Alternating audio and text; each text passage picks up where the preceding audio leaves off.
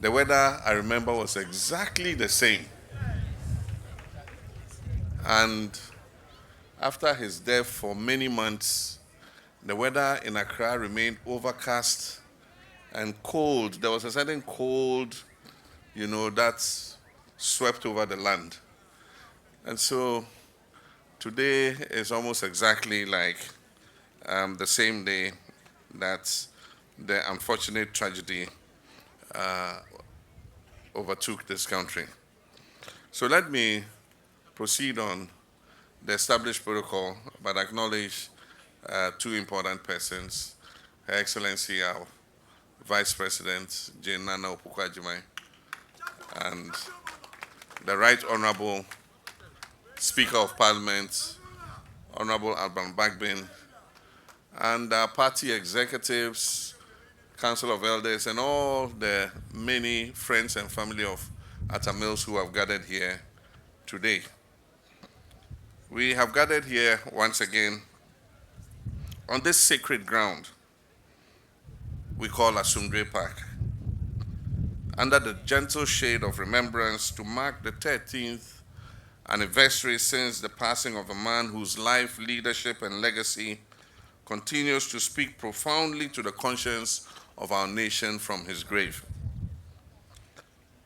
13 long years may have passed, but for many of us, the pain of Professor John Evans Atta Mills' departure would always remain fresh.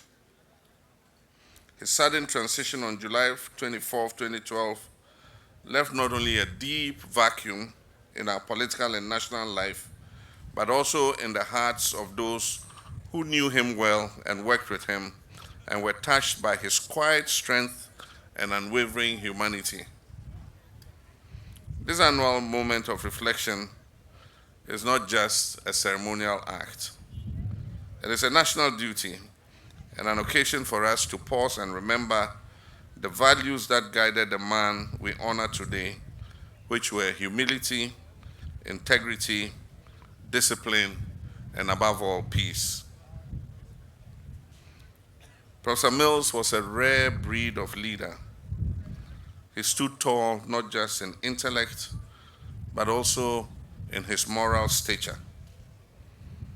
In the often turbulent world of Ghanaian politics, he was always calm in the storm, a voice of reason, a voice of restraint, and a voice of hope. His was not the politics of insults or vengeance, but the politics of service, compassion, and reconciliation.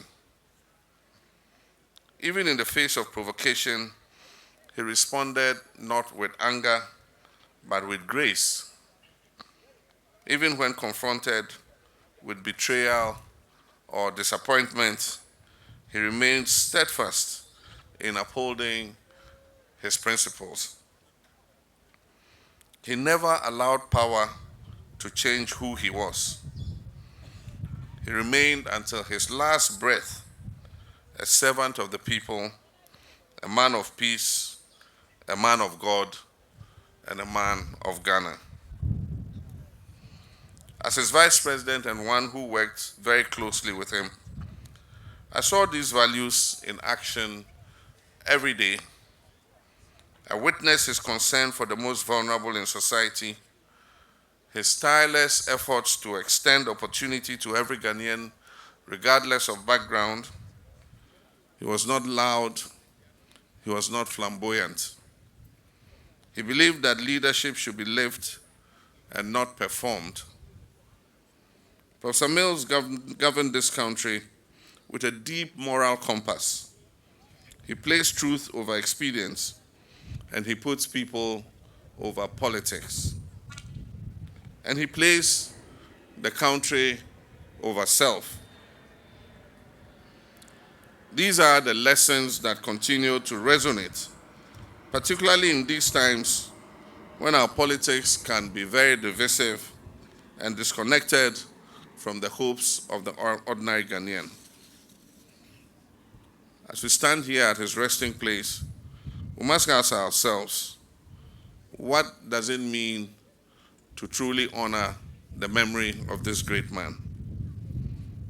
It is not enough for us to lay wreaths at his grave once a year. It is not enough for us to sing his praises in death. The most authentic tribute we can give Professor John Atta Mills is to carry forward the values that he held dear. Is to rekindle the spirit of humility and accountability. Rekindle the spirit of ethical leadership that he exemplified. He believed in justice, not just as a legal principle, but as a way of life. He believed that peace was not the absence of conflict, but the presence of fairness and dignity. He believed that the power that was entrusted to leaders should be used to uplift the weak, protect the vulnerable, and give voice to the voiceless. In a world that is increasingly impatient, increasingly loud, and sometimes careless with truth, Professor Mills's life reminds us of the power of stillness, strength in gentleness, and in the enduring force of quiet conviction. Today, our country faces many challenges. We inherited an economy in deep distress.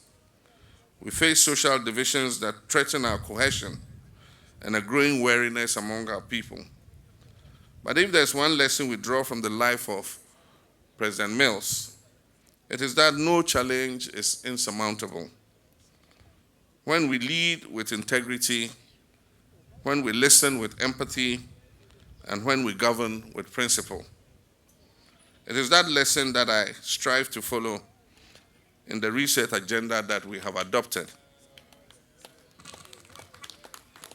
So let me say for emphasis that our reset agenda today rests on the foundation of the Better Ghana agenda that was laid by Professor J.E.A. Mills. Asumdwe Park is not just a final resting place, it is a national symbol, a living reminder of what our politics can be and must become. It calls to us to lower our voices and elevate our purpose.